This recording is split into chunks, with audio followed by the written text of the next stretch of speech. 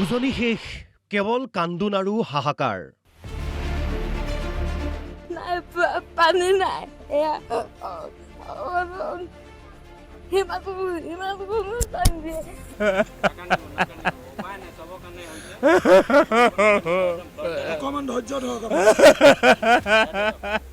যে পানীত খোজকাঢ়ি ফুৰি ফুৰি ল'ৰা ছোৱালী বেমাৰ হৈ গৈছে, খাবলৈ দানা নাই, খাবলৈ পানী এক বটল নাই, পইচা নাই, পাতি 5 টকা 20 টকা পেকেট আৰু আধা লিটাৰ পানী বটল খাই আজি 4 দিনৰ পৰা এতিয়ালৈকে নাজিৰা ডিমৌ চৰাইদেউত পানী শুকাইছে, য'তে ত'তে ওলাইছে মৃতদেহ। পৰ্যাপ্ত ব্যৱস্থা লোৱা নাই প্ৰশাসনে। খং ক্ষোভত ফাটি পৰিছে মানুহবোৰ। প্ৰতিখন গাড়ী পায় মাটিৰ দিনত প্ৰতিখন গাড়ী পায় সিহঁতি 1500কে লয় হা। এতিয়া ডেড বডিটা ইয়াত মৰি আছে, আহিবলৈ তাতে সময় নাই হা। ধনী মানুহ হ'লে মানে ফককে আহিব। এয়া ডিমৌ সমষ্টিৰ অন্তৰ্গত পানীবিল গুমুঠাৰ দৃশ্য।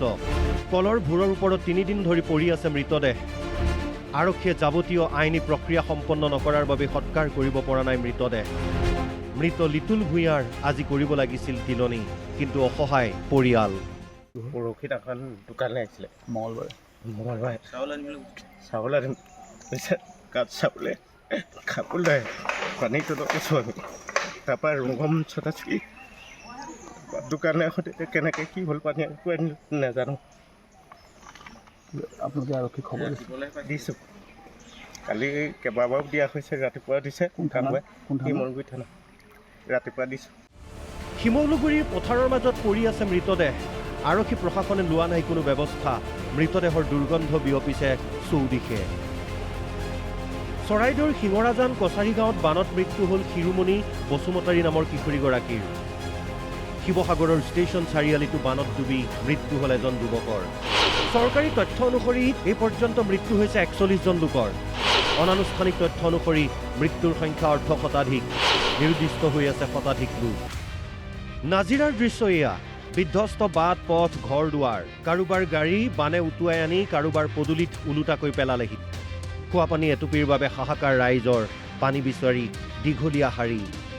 চাৰিজন ইয়াৰ পৰা উঠি গৈছে। চৰকাৰৰ ফালৰ পৰা একো পোৱা নাই। ৰাইজৰ পিনৰ পৰা কোনোবাই যদি পানী বটল এটা দিছে। আমাৰ ইয়ালৈ প্ৰশাসনৰ এজন মানুহ নাই আহা। কি কৰোঁ আপোনাক ভাত খাব পোৱা না এনেকুৱা গতি মানে। যি দুটামান ধান চাউল বচাই আনিছিল, বোকা পানীত তিতি সেয়াও খোৱাৰ অনুপযুক্ত হৈ পৰিল। চাউল এইখিনি এতিয়া আমি শুকুৱাইছিলোঁ, সেইখিনি খাম বুলিকে এইখিনিও খাব পৰা অৱস্থাত নাই। কি খাব, কেনেকৈ জীয়াই থাকিব? মানুহটো জীয়াই থাকিব লাগে, চৰকাৰৰ ফালৰ পৰাতো একো এটাই নাইকিয়া। এইখিনি চাউল চক।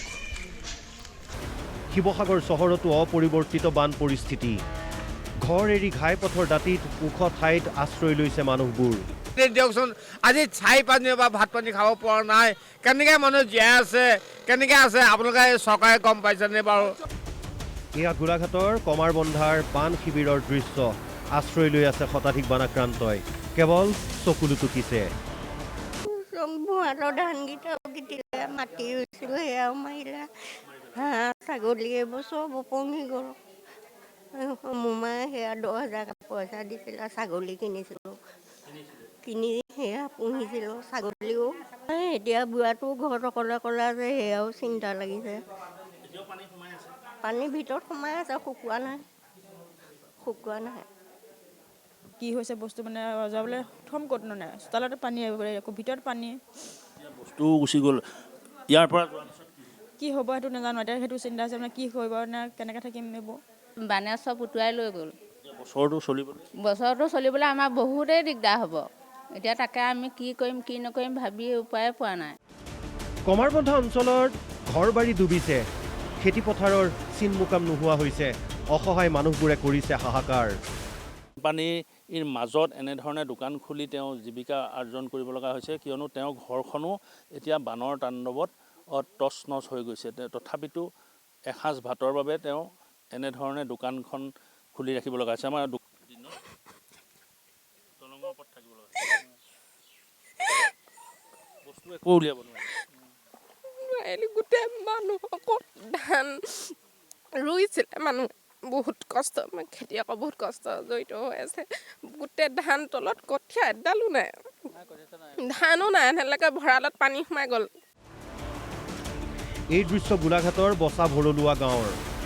ৰোগীয়া বৃদ্ধগৰাকী ঘৰৰ ভিতৰতে আবদ্ধ। বৃদ্ধগৰাকীক উদ্ধাৰ কৰিবলৈ প্ৰশাসনক আহ্বান পৰিয়ালৰ। যোৰহাটতো অপৰিৱৰ্তিত বান পৰিস্থিতি। শ শ পৰিয়ালৰ ঘৰ দুৱাৰ এতিয়াও পানীৰ তলত। তিতাবৰতো বানৰ ভয়াৱহ ৰূপ। শ শ লোকৰ ঘৰ দুৱাৰ বানত বুৰিল। উপায়হীন হৈ পৰিছে বানাক্ৰান্ত। Bureau report, Assam live 24।